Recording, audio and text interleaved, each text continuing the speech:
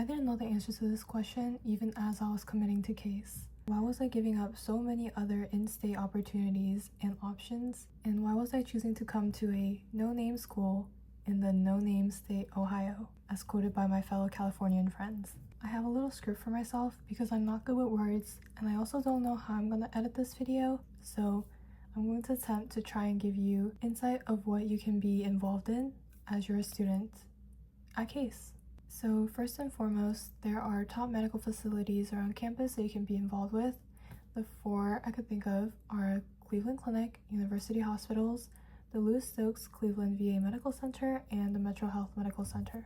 For volunteering, each of these medical campuses have volunteer interest forms on their websites that you can complete to start helping out. And University Hospitals is right next to campus. I think it's one of the more convenient hospitals to volunteer at, just because it's right next to the central hub of campus and the main quad where classes are held.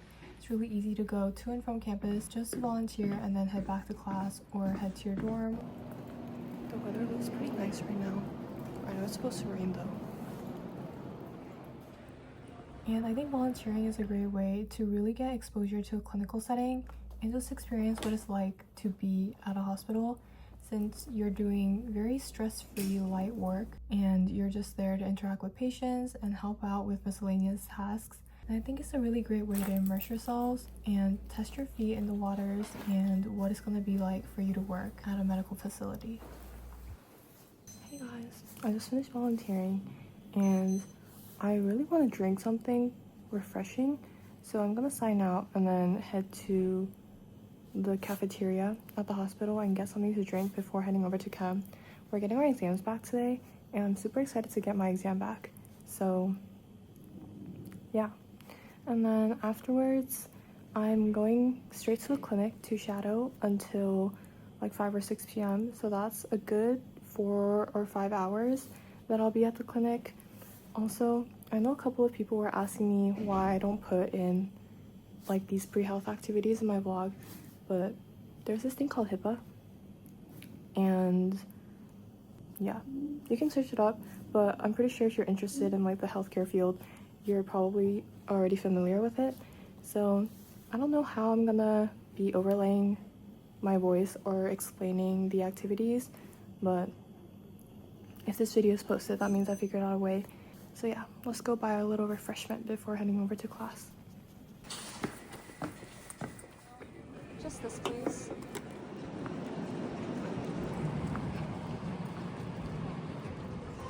This week was so horrendous. Collapses back and then kicks this out. I think shadowing is similar to volunteering. Each of these medical centers have applications where they accept students on a case-by-case basis depending on availability and if physicians are open to letting students shadow.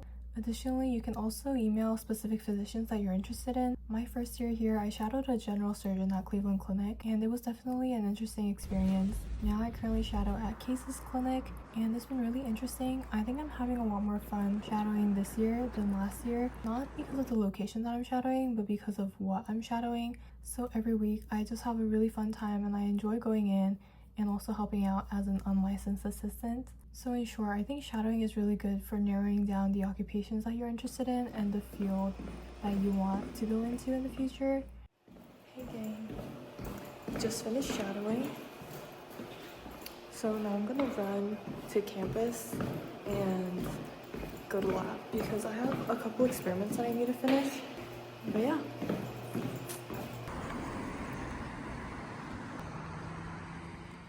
The weather's still so nice. I made it back to campus, so I'm heading into lab right now. I think I have like 4 or 5 things I need to get done, so really glad I got off shadowing early, and hopefully I finish this early and I get to eat and relax. Okay gang, you know what time it is. Research is another big one, and a lot of students, especially upperclassmen here at CASE, are involved in research. And most BS STEM majors, it's actually a requirement for them to complete research and a capstone requirement to graduate. So you're going to have to find a research position one way or another if you're a STEM BS major. And because it is a graduation requirement, there are a lot of resources that you can reach out to. including your major advisor, the undergraduate research society here at CASE, research panels, alumni, etc. And you can honestly just cold email anyone, including upperclassmen that you end up knowing, or professors that you're learning under, because some of them might be conducting their own research. And students do both paid and unpaid research at Cleveland Clinic, university hospitals, the CASE School of Medicine, or just faculty members in general. And cold emailing is a really common way to get into these labs. For me personally, I looked through a Google Doc faculty list of all the research projects that they were conducting, and I sent a bunch of emails out to the ones that I was really interested in, and that's how I ended up joining the lab that I'm in now. I finished up, so now I'm gonna go and finish editing a video.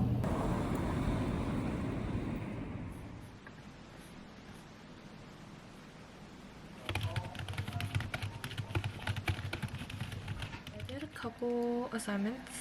Also, gotta finish editing for tomorrow. Actually, no, I keep thinking today's Saturday. I'm gonna go out and grab dinner with my friends, so I'm gonna get ready for that.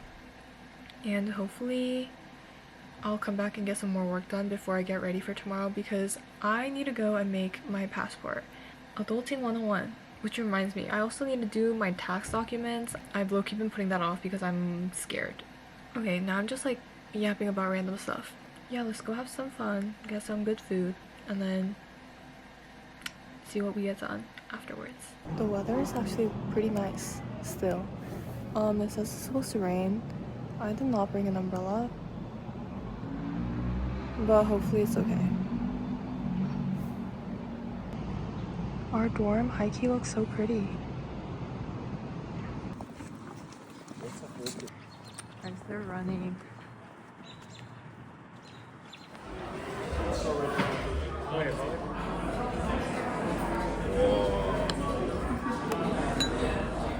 First burrata experience. It's very milky tasting.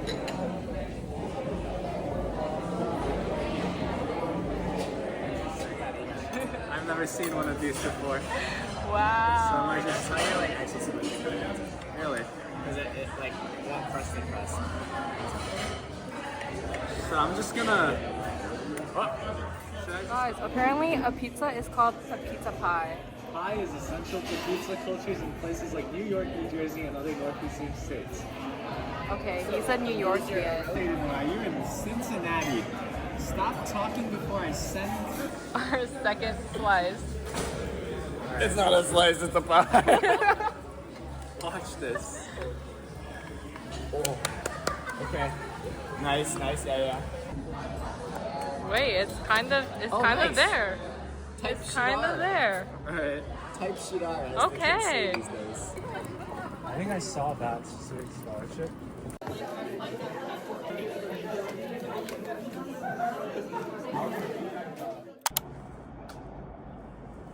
Hey guys, it's currently Sunday morning, 6 a.m.-ish, and I'm waiting for the bus. I haven't worked in 3 weeks because I was able to plan out my hours and squish them all into spring break, so got a couple weeks off, and now the scheduling period is back, so I'm working. I feel like every single day I have work at the clinic, I can't get enough sleep. I think it's anxiety. I wake up by the smallest noise. So I woke up at 2 and then 3 because there was a lot of noise. But I think I'm also hyper sensitive, hyper aware whenever I have a work shift, because I'm paranoid that I'm gonna be late. But surviving off of 4 hours of sleep right now, yeah. But I have nothing else planned today. I did all my lab stuff yesterday. So I'll see you guys after my shift. Similar to volunteering and shadowing, there are a lot of applications open to get jobs for clinical experience. These include being a PCNA, CT, STNA, or any other positions that are open and you can apply for. Some include licensing and certification, while others don't. So depending on the career that you want, and the experience that you want to get as an undergrad, you can plan to take like a certification course over the summer or whenever you're free. That way you can apply with those certificates already under your belt. And I think working in a clinical experience definitely exposes you more to that hustling environment and the mindset and the attitude that you need while being in a medical environment, even more than just volunteering. I think it also helps you grow as an individual. Working as a PCNA, I think it really builds my interpersonal skills and just necessary skills that you need day-to-day life, such as time management, taking initiative, being accountable, being responsible, communicating with everyone, and just being professional on the site. So out of volunteering, shadowing, and working, I definitely think working was the most eye-opening experience for me, just because I also get one-on-one patient interaction, and I also know the internal flow of how things work and how things are communicated. It really helped me decide if this was the career path that I wanted, if this is something that I want to do, or if there was something else that interested me, and if the lifestyle that I was living while working at the clinic was something I wanted to do for the rest of my life. Guys, I'm tired, I'm hungry, my head hurts. I have like the worst migraine ever. I think it's because I'm dehydrated and hungry. So I picked up food. Oh my goodness.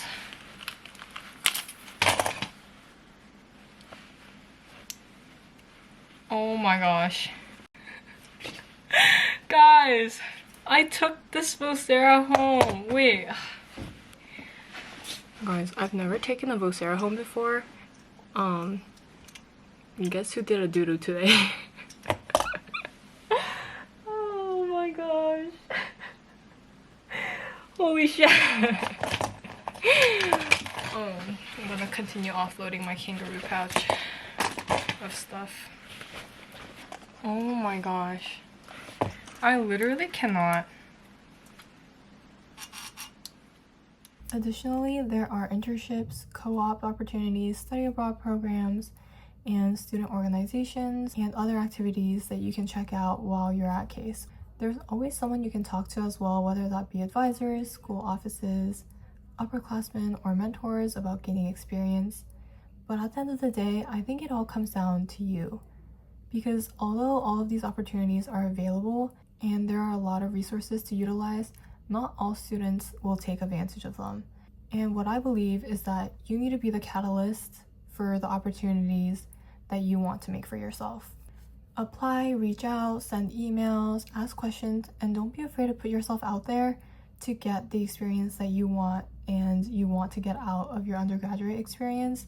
Because even though all those resources are out there, they're not going to be actively finding you out of the thousands of students that also go to this school. You need to take the initiative and you need to take accountability for your own actions and what you want to get out of the resources. So yes, there are resources, but in the end, it's up to you. And I guess continuing on with this aspect, although I came to university with expectations to have fun, make good memories, and spend time with friends, my one priority was, and it still is, to build a foundation for my life and for my future. And if that means spending time in lab on the weekends or taking extra courses, it's like a sacrifice that I'm willing to make. But that being said, it also doesn't mean that you need to study 24/7 and be productive in order to be successful, because I don't think that's what being successful means. It's you just being on the grind and not knowing how to have fun. Having a healthy balance between when you want to hang out, when you want to relax, and when you know you gotta study and you need to lock in is definitely a skill to have. I also didn't partake in many extracurricular activities my freshman year, and I spent a lot of my time getting used to university and having fun while adjusting to my new life. So if you're an anxious high school senior or a freshman in college, or just like an anxious person in general, because that's who I am, just relax. Things that are meant to come your way will find their way towards you. So just work hard. Don't be too anxious that they're not in your possession yet. And if you don't give up and you put in the efforts, it will come back to you. And sometimes it might not work out the way you planned it to, but in the end, it might be more favorable in your situation. So just go with the flow. I think this video took a turn from being informative about the opportunities to giving advice in general, but I hope they helped. And I'll also try to link some of the websites and application pages of the medical facilities around CASE down in the description so you can check it out. And now as a student almost finishing sophomore year and almost halfway done with university, I've been wondering if I had gone to another school, would I have the same research opportunity? Would I have the same convenience of volunteering at a hospital right across campus or walking 20 minutes to Cleveland Clinic? Will I have had the opportunity to do research, to have autonomy over my work? Will I have had the opportunity to explore this career field that I really enjoy if I went to a different university? And I guess I am being somewhat biased because I am already at Case, but I think if I were to go back and had to commit again, even though I would face the same dilemma of not knowing where to go, I think I would make the same decision and come here again and do it all over to come to where I am now. And I honestly don't think I would have been able to do this at another campus, just because comparatively the location of Case is very convenient, being surrounded by a lot of these top medical facilities, and also having research as one of their main focuses and components that really build the student community. So when someone asks me now, hey, why did you choose Case Western? I think I know what to say. I know this video is a very different style from my other videos, and I hope the editing is not awkward. I honestly still don't know how this is going to turn out as I'm filming this video, so I hope it turned out okay. But once again, if there's any questions, comments, or anything that you'd like me to answer about Case, university life in general, the commitment process, I'd be more than happy to answer some questions. So feel free to reach out or leave a comment, and I'll try to get back to you as soon as possible. And thank you so much for sticking around and watching this video, and I'll see you guys next time.